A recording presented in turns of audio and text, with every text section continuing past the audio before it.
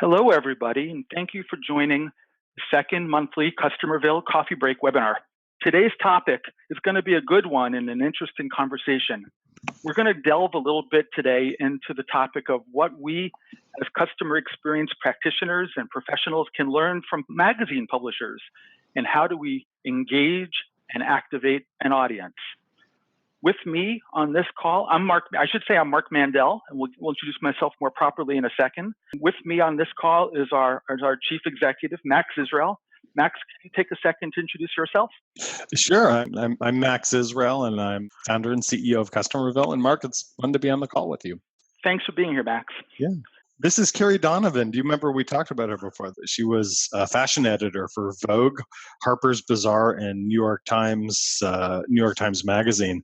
But most people of a certain generation remember her because in the later years of her life, she was in the Old Navy commercials. It's a world. Yeah. So let's take a second and reintroduce, for those of you on this call who are not familiar with what we're calling our Coffee Break webinar series. Let's take a moment to introduce what is this series about. We've envisioned a series, guys, of about 12 monthly calls. Each one stands on its own in terms of the content. However, they're meant as a series. What we want to be able to achieve in this series is to share with practitioners like yourselves a 25 or 30-minute call with a different topic each month. Each one, as I said, is going to be meant to be thought-provoking and challenging, and hopefully new content for each of you taking the time to join us month after month. When I had the opportunity in my work to talk with practitioners and professionals like yourselves about their views on understanding the voice of the customer, launching these customer feedback programs and surveys, we asked the question of what's really in it for them. And boy, we get all sorts of interesting answers, all really valid, about what they believe is in it for them. They want to be able to get feedback from customers about their journey. They want to get insight. They want to even put actionable data in the hands of the frontliners. I'm going to take the corollary a step further, to also understand which interactions, which touch points, which milestones along that customer journey where we want to understand our strengths and weaknesses really matter most to our customers. Which ones are those moments of truth, those defining moments, and where do we really invest time and energy in making them better? So how do we do that? Let's take a look at the next slide here. If you think back, those of us who have been in the business for a long time, you probably remember the very traditional approach to understanding that voice of the customer. We'll talk about it being kind of a many-to-one approach, where we set out a survey, we gathered feedback from that survey, we consolidated that feedback maybe into a PowerPoint deck, or everybody kind of calls it their binder story, puts in that big, thick 2-inch binder, which is often in the hands of the very few within the organization. Sometimes it's in the hands of the one. The many-to-many point of view is a different approach, but certainly still not new or kind of cutting edge, but it's a step that we all had to have taken, where we're taking that feedback from the many, instead of just keeping it in the binder for that one person to make a strategic decision on a daily basis or on a periodic basis. You want to empower the many. And by empowering the many, you really are democratizing information in the hands of the many to not just make those big strategic decisions that have to get made once in a blue moon, but to make those ongoing decisions that we as employees and associates of our own companies make each and every day. Well, that was a big change, wasn't it? I mean, even from a software point of view, Mark, getting to the point where our software platforms, Customerville's, but also all the companies in our space, were able to manage these hierarchies, over the last half dozen years especially. That's taken some really big leaps. It has, but it's still not enough, and we'll talk about what's more on the rest of this call.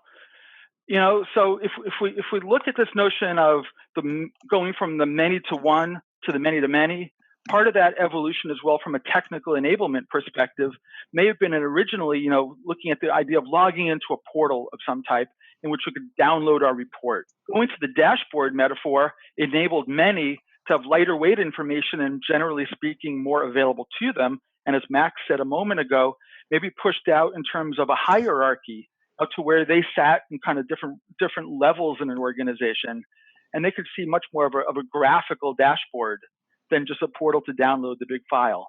I'm going to still make the argument, guys, that this is not enough. We'll talk about what it really is going to take on the duration of this call. So one of the kind of our favorite books on this, by the way, guys, if you don't have it, is this one. And actually, to give credit where credit is due, this was actually a gift from you, Mark. You gave we took a picture. This was a copy you gave me. But guys, if you're on this call and you don't have this book, Stephen Few's Information Dashboard Design, you can even see that we're showing some horrific examples of dashboards gone wrong. And then he talks about, what makes them work and what doesn't. And even though we feel that we're kind of moving through the dashboard phase into the next phase of evolution, this is a book you should have. If you don't have it, you should have it. Drop us a line and we'll send you a copy, because you should have this in your library.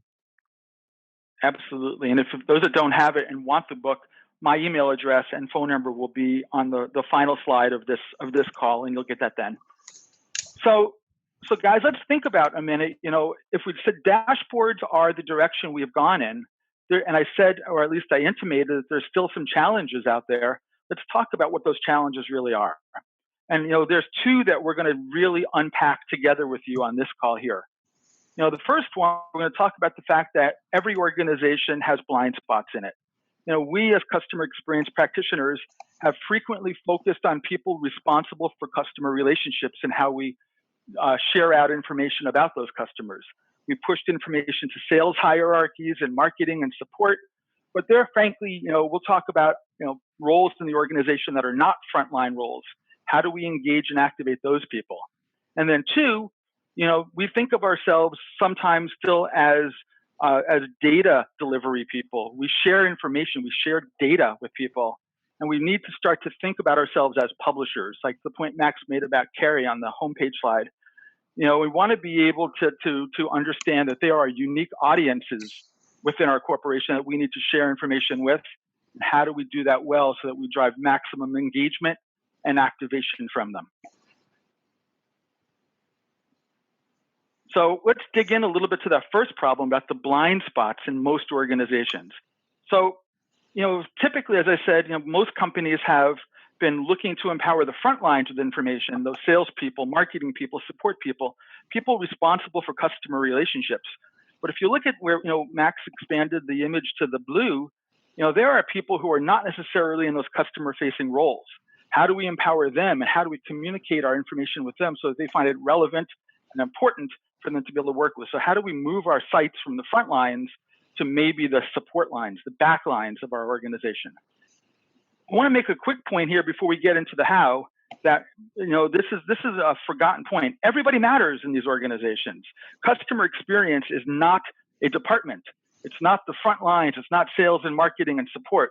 Everybody from the CEO on down owns a piece of that customer experience. Everybody matters. And it's up to us as publishers within telling the story of the company to be able to communicate in ways that are relevant to the role across our business.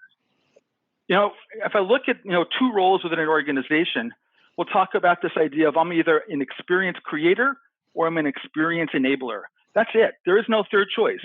Either I'm on a frontline role, I'm a customer guy, I'm a marketing guy, I'm a support guy, and I create experiences for our customers, or I'm not in those frontline roles, and my job is to enable them. But one way or another, I need to know where I sit in the organization and how I'm empowered with information to do my job as it relates to the customer.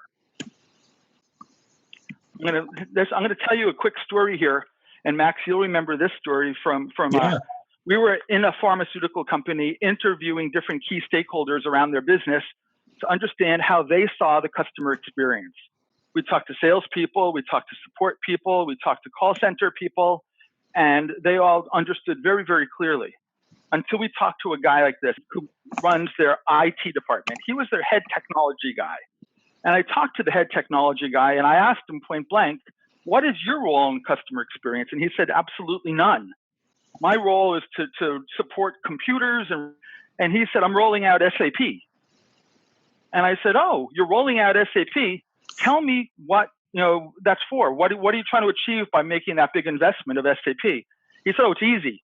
We want to manufacture better. We want to have more efficiencies in our manufacturing line. Oh, really? Why? Why do you want to have more manufacturing efficiencies? So we can make a higher quality product at a lower price. Really? Why? so we could reach more people. Really? So let's talk about that for 1 second. Your goal here in the IT guy is to make your product able to be in the hands of more people around the world. And you happen to be making what amounts to a life-saving drug. So in essence, you're saying by rolling out SAP by way of your IT department, you're saving lives. He got it. Only at that point did he get it and stood up and owned that part of that relationship in his role. So how did we do that with him? What was the trick with the IT guy and people who are in the back office, the back lines, to get them to understand their role in the customer experience? And it came down to getting line of sight, or playing that, if you've heard the term 6 degrees of separation between, in his case, the IT department and their customers. And if we could help him create that line of sight between him and the external stakeholder, it'll be very clear as to what his piece of that experience is that in his case he had to enable. So Max, I know we talked about there being 2 issues, the first being blind spots in the organization, the second one here being reporting without publishing. Would you like to share some comments about this? Yeah, I mean, I think one of the things, if you think about the notion about problems with this model, it really comes down to this. I mean, traditionally, you look at this model. I'll kind of mouse over this so you can see it. We typically said, well, here's the organization. We've got a lot of feedback coming in from a lot of different places, right? And a lot of time and effort and money went into figuring out how can we organize the hierarchy of an organization and put the right information in the hands of the right people at the right time.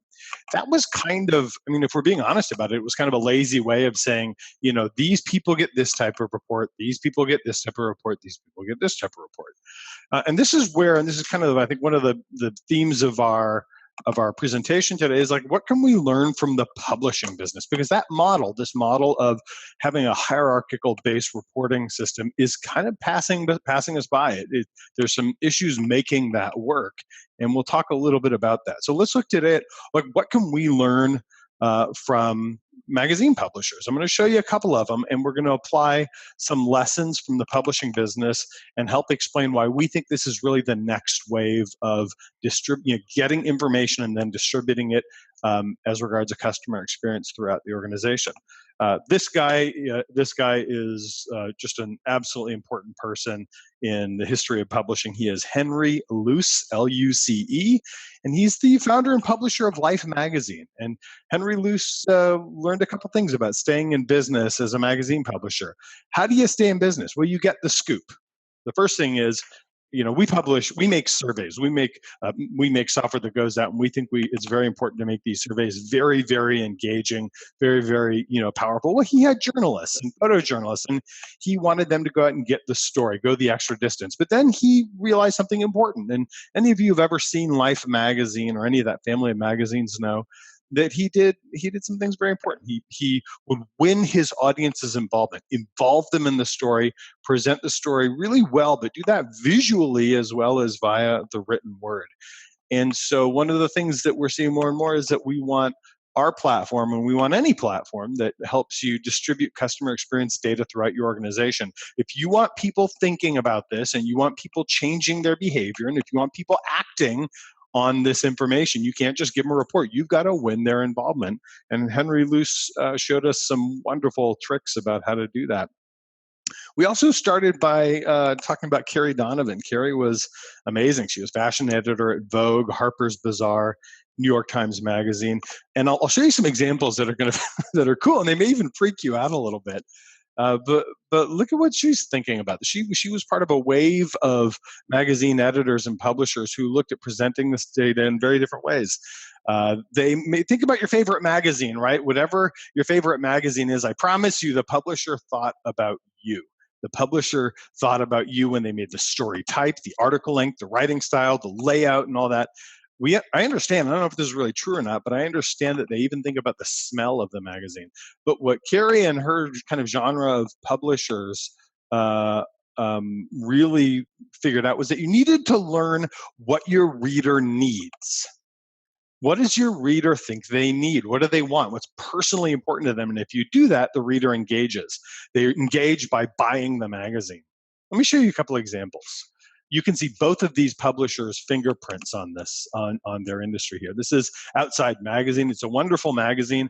Who do you think this is targeted to? Well, it's targeted, I was going to say it's targeted to guys like me, but it's probably targeted at guys like 10 years younger than me, right? This is your brain on nature. How getting outside makes you smarter, happier, want to fix the planet.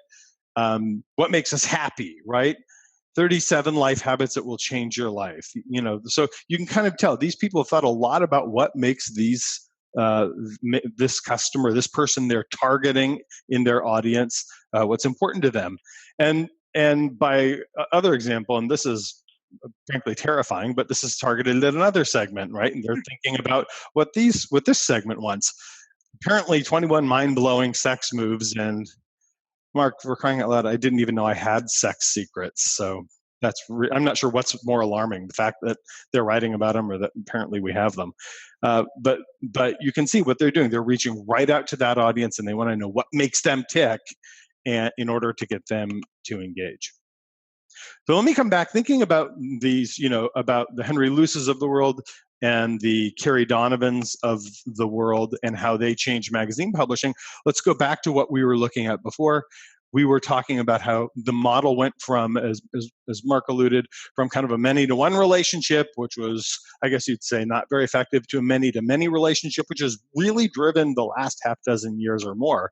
We've been doing it for 13 years. So it's really this idea of getting a lot of surveys in from a lot of places and distributing them in real time. That's important. But it totally misses the fact that these are different people. If you look at these rings, all of these frontline managers, for instance, aside from the fact that you're ignoring other audiences here, right? All of these people are not the same person. Some of them have worked there 10 years, some of them 5 years, some of them got good reviews, some of them got bad reviews, some of them are boys, some of them are girls, there's all kinds of things. What you should be doing is this.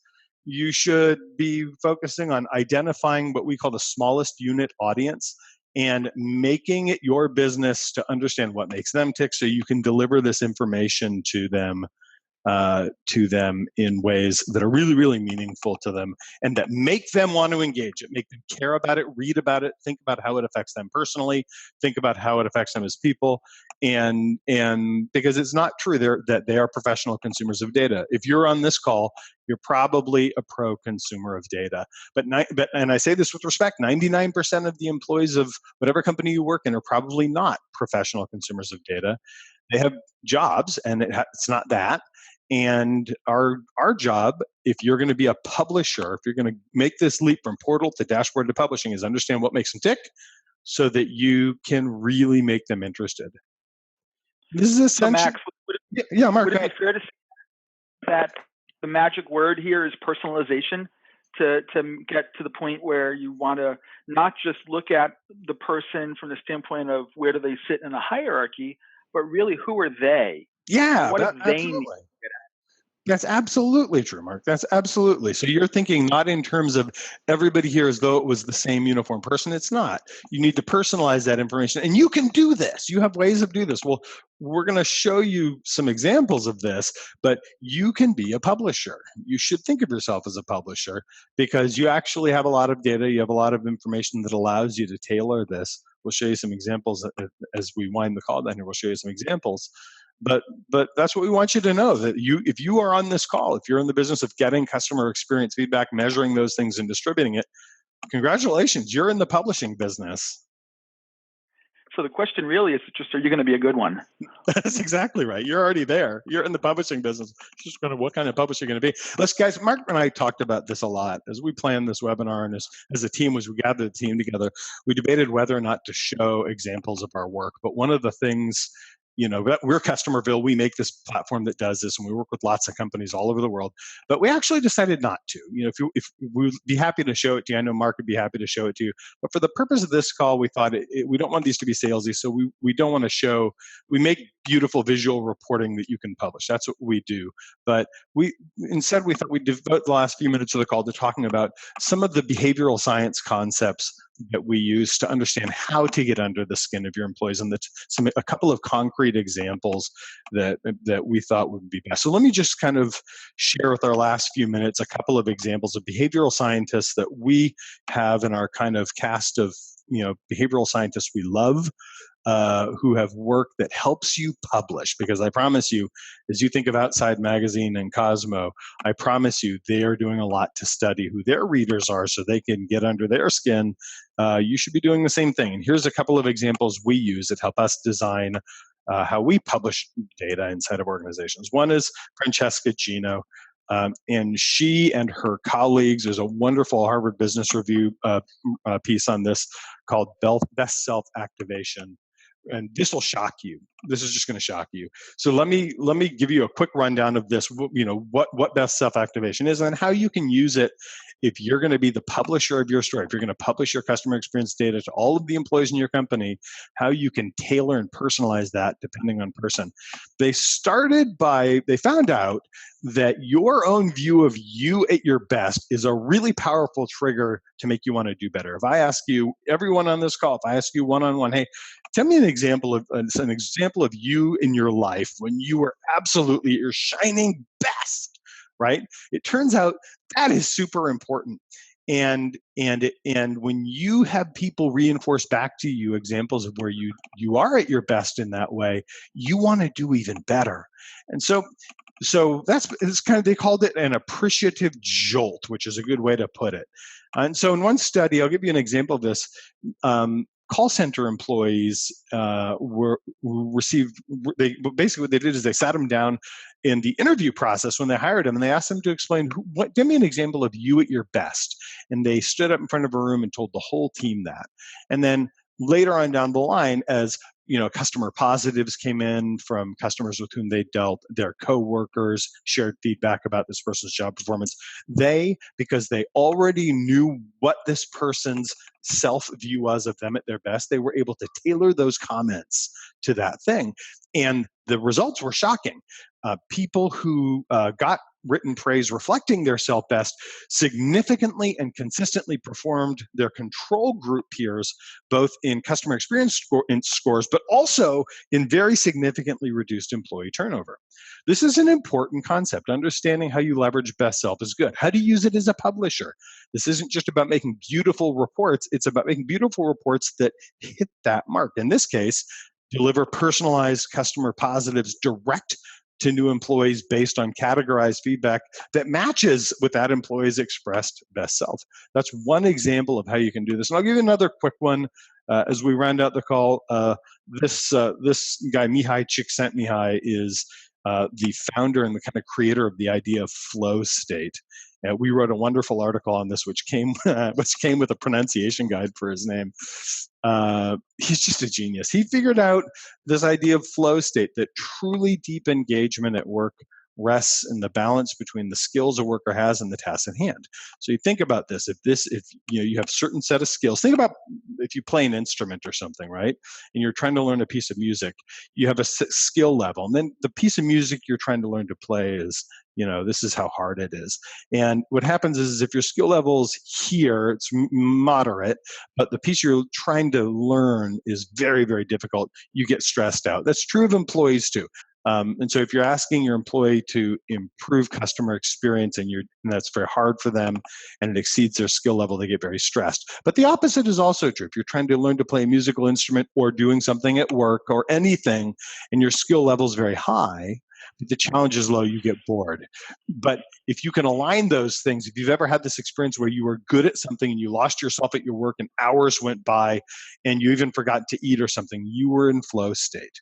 So this idea that you constantly match the challenge to the skill level, what does that mean? That means that sometimes making your employees more content at work isn't about making everything easier. Sometimes it's about making things harder. And as a publisher, if you understand this principle, you can deliver things such as more demanding and more customer experience metrics and benchmarking to a different team member, depending on how long they've been with you, their review history, things like that. So packaging it up, it should be beautiful and it should be appealing, but you need to know who this person is so you can tailor comments sometimes to make their job harder. That's how you keep them engaged. Those are just two examples of the things, in addition to making very visual and engaging reporting that we can target down to the individual level, we really want to kind of pull the curtain back and let you see some of the behavioral science behind how we do that. All right, Mark, this is your famous 9 a.m. question. Yeah, so let's make this practical for a minute. And if I said, let's pretend it's next Monday morning at 9 o'clock, you come to work, what do you do different? What can you take away from this last half hour that we spent together that you should consider in your own work next week or ongoingly? And there's kind of 3 or 4 key takeaways and positives and a few in the negative. Really quickly, we want you to really come away thinking of yourself as a publisher of your company's story. That's a new way, in my opinion, to look at things, and one that I think will give you a fresh perspective. You want to also, however, put yourself, just like you talked about being customer-centric all of the time. In this case, the customer is the reader of the information that you're publishing.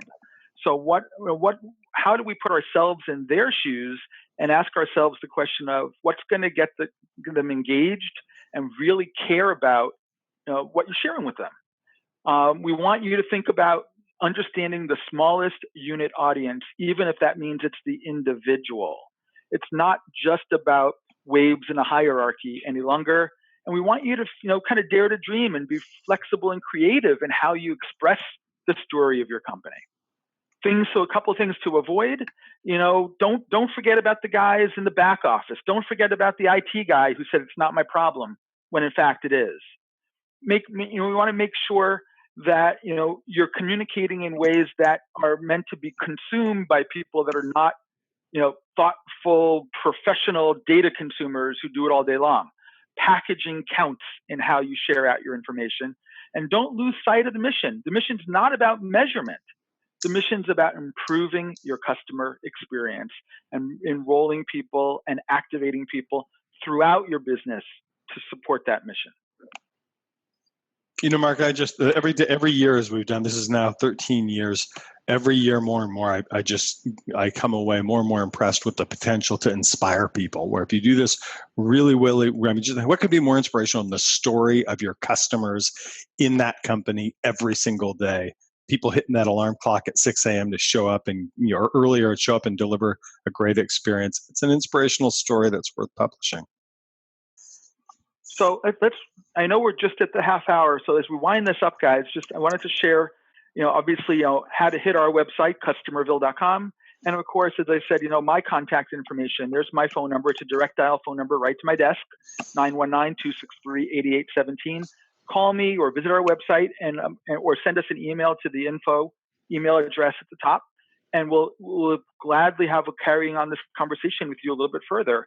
We're happy to send you, as Max offered, a copy of Stephen Few's book, so that you all you need to do is ask for it. We'll gladly send you a copy.